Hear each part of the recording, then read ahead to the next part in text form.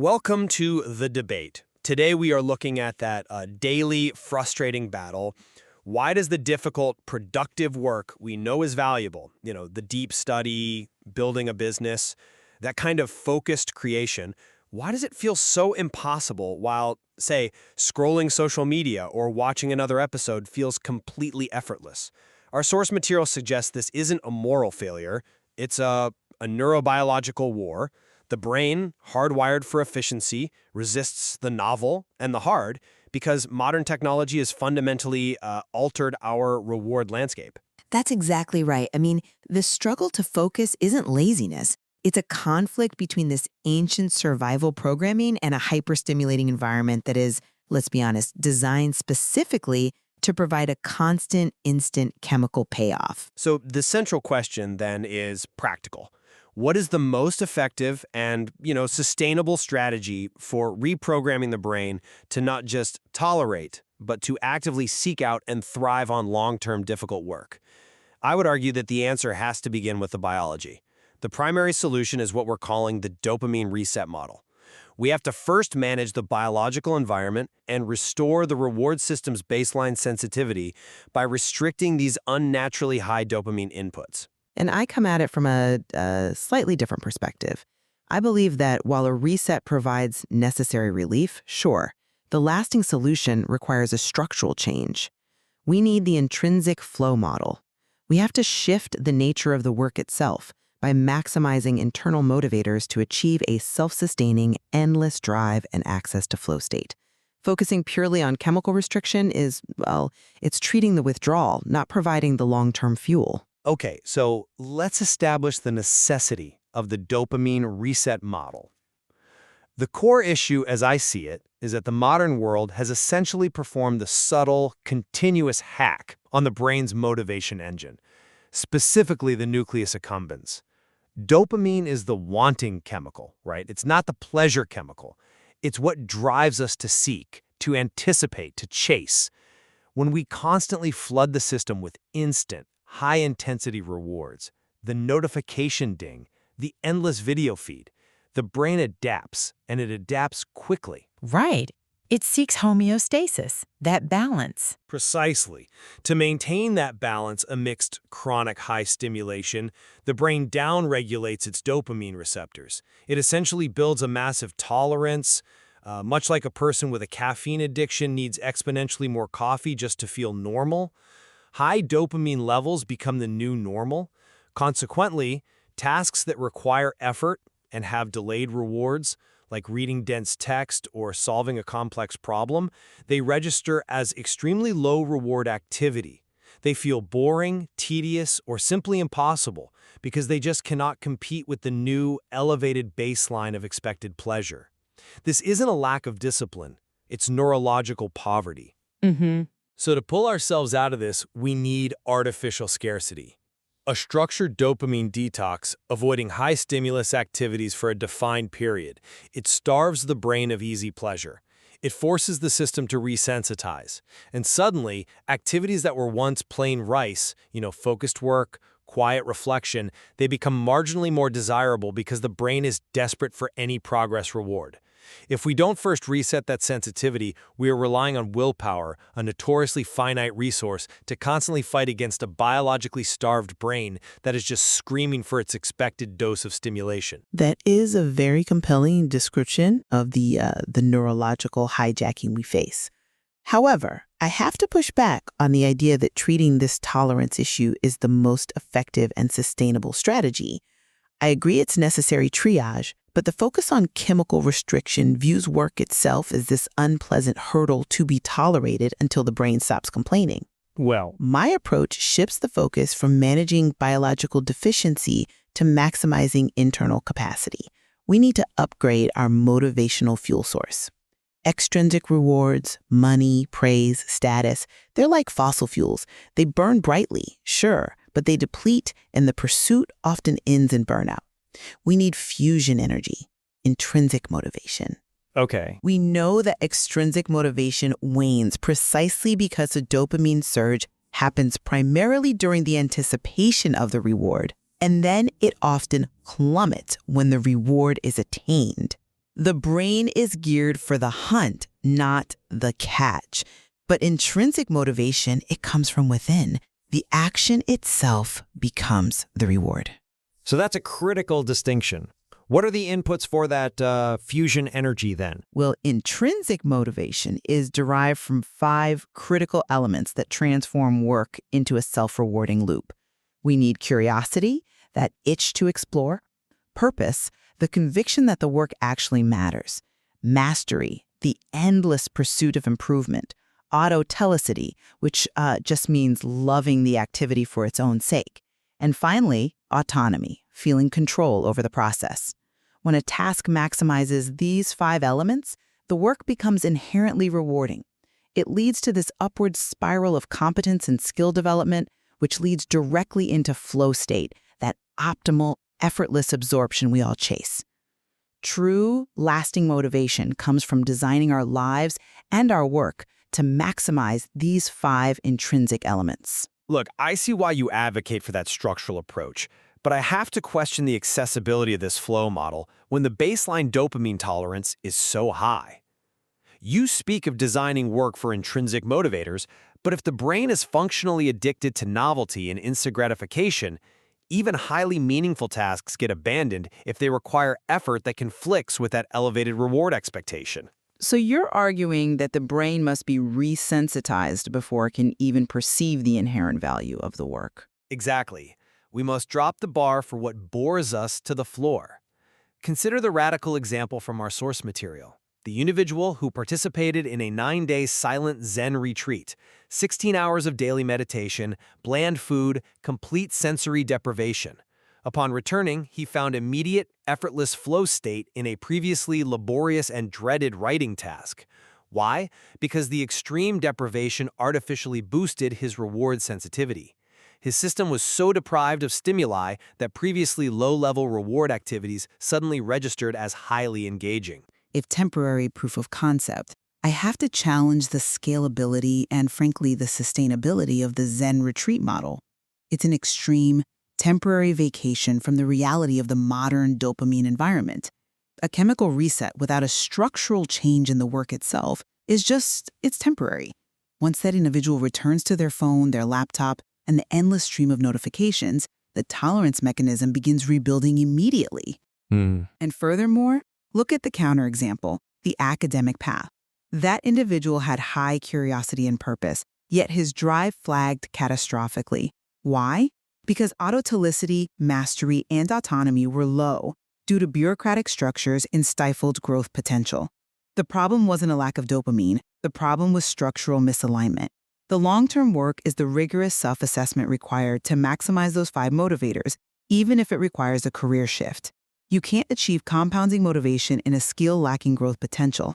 I also want to emphasize, flow state is not merely a dopamine spike. It releases a powerful cocktail of neurochemicals, endorphins, serotonin, and anandamide. It provides an order of magnitude deeper reward than the simple anticipation dopamine spike you get from checking a notification. Flow is a complete self-reinforcing mechanism, far superior to a temporary biological reset. I acknowledge the deeper chemical rewards of flow, but the doorway to that state is often locked by distraction, which is rooted in that elevated dopamine baseline. The core conflict is that the brain won't even allow the effort required to initiate a task that might lead to flow if it knows an easier reward is 3 feet away. Okay, let's talk about resistance. We both agree that initial resistance, the monkey mind avoiding discomfort, is real. You advocate for behavioral techniques like the 2-minute rule, right? Write 1 sentence, read 1 paragraph as mechanisms to trigger flow. I do. Those techniques are brilliant for flying under the amygdala's threat radar, for overcoming the initial inertia, but they are tools to start the engine of intrinsic drive, not the engine itself. The true path is the consistent, deliberate practice of skills, mastery, which pushes you to the edge of your comfort zone. That continuous growth generates its own profound reward loop of dopamine and endorphins. In fact, I would argue that we should focus on what we are already competent at. Competence and strength are powerful triggers for flow, which over time forges autotelicity, the love of the activity. It becomes an upward cycle. But the effectiveness of those small behavioral hacks relies entirely on a working dopamine system that registers the small progress made as a reward. I would frame their success as evidence of conscious chemical control. The 3-second kill switch, acting before the brain can fully process hesitation, and daily discomfort rituals like deep work blocks or cold exposure, these are necessary acts of war against the brain's comfort-seeking survival programming. Okay. The small wins work because the brain releases dopamine from making progress, thereby building the neural pathways for discipline. This is a form of neural plasticity driven by consciously making high-effort delayed reward activities register as a short-term gain. But without managing the overall dopamine environment, even that small win, reading one page, will be instantly overridden by the magnetic pull of a high-stimulus activity. The brain is running a constant investment calculation: high effort, uncertain delayed reward from reading a book versus low effort, guaranteed immediate pleasure from checking a notification. If the baseline expectation for pleasure is sky high, the book never stands a chance. That is the challenge. So if the dopamine environment is so strong, how does the intrinsic model sustain itself without constant vigilance? If autonomy and purpose are your motivators, why does the physical resistance still exist? Because you can't fully eliminate neurological resistance, but you can build a deeper system that overrides it. You are advocating for external management of a biological deficiency. I advocate for building internal systems that render the external deficiencies less relevant. Let's move to long-term strategy then, because this is where these two models, I think, fundamentally clash. Your model suggests sustainability through controlled reward management, using high dopamine activities as a structured incentive after completing difficult work. Say, 2 hours of internet leisure for 8 hours of focused, low dopamine work. That's correct. This system controls the addiction. We are consciously aligning motivation with long-term goals. The choice is where we harvest our dopamine, from things that provide no long-term benefit or from achieving difficult goals. This creates a sustainable system of external accountability. But here is my deep-seated concern with that. That system, even if it's structured, fundamentally views the hard work as merely a means to an external end, the reward time. It perpetuates the idea that the work itself is a punishment you have to endure. The ultimate state of sustainable high achievement is what I'm calling autotivation, where the goal is primarily the experience itself. This creates a kind of Zen warrior trait, detached from external approval like status or money, and obsessed with the continuous process of the work. This obsession makes one immune to external manipulation and provides infinite resilience. I'm not entirely convinced. The Zen warrior is a beautiful ideal, but how often does real-world work allow for that maximum autonomy you describe? Managing necessary compliance, doing quarterly reports, responding to emails, these are low-autonomy, low-autotelic tasks that are essential. How do you intrinsically motivate someone to do work they inherently find boring without resorting to your so-called fossil fuels or my controlled chemical incentives? Well, that is the test of the intrinsic model. We have to reframe and integrate those tasks. If the compliance report leads directly to the next level of mastery or unlocks greater autonomy later, then it is intrinsically motivated by purpose and mastery. If it does not, then that specific task or role is structurally flawed and will always require willpower or extrinsic reward. The dissenter model suggests that if a task fundamentally lacks all 5 components, the long-term sustainable answer is often don't do it, delegate it, or radically change the structure so it aligns. You cannot force intrinsic drive where there is no potential for growth. But what about the sheer physical difficulty of effort? We keep circling back to the biological foundation. I contend that the intrinsic reward system is a luxury. It's the second or third stage of motivation. The first stage, the necessary stage, is biological stability. Until we manage the chemical environment that makes the initial effort physically painful, the search for autonomy and mastery remains theoretical. The highly engaged brain, the one looking for flow, is a brain that is not chemically demanding immediate comfort. We've certainly covered some substantial ground here, moving from the molecular mechanics of neurotransmitters to the highest level psychological frameworks of drive and work design. Indeed, the discussion really highlights that this motivation puzzle is far more complex than simple willpower, requiring both bottom-up neurochemical awareness and top-down structural engagement with our life's trajectory. My final thought remains rooted in practicality. While internal drive is incredibly powerful, the foundation must first be set by managing the modern chemical environment. If your dopamine receptors are chronically downregulated due to constant hyperstimulation, even the most deeply meaningful work will feel like an impossible mountain. We have to reset our sensitivity to make normal, productive effort engaging again. The initial step to behavioral change must be biological control. And I would reiterate that dopamine regulation provides the essential relief and allows for that initial engagement, but it cannot sustain it for decades.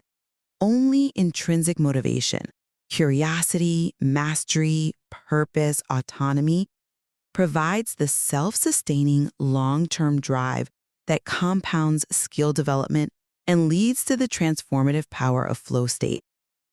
The solution is designing a life trajectory where hard work is rewarding in and of itself, thus rendering the constant temptation of external, controlled incentives irrelevant.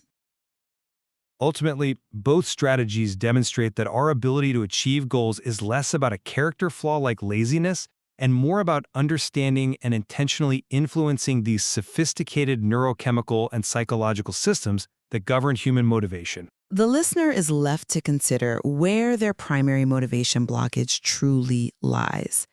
Are they struggling with neurological poverty, requiring a biological reset?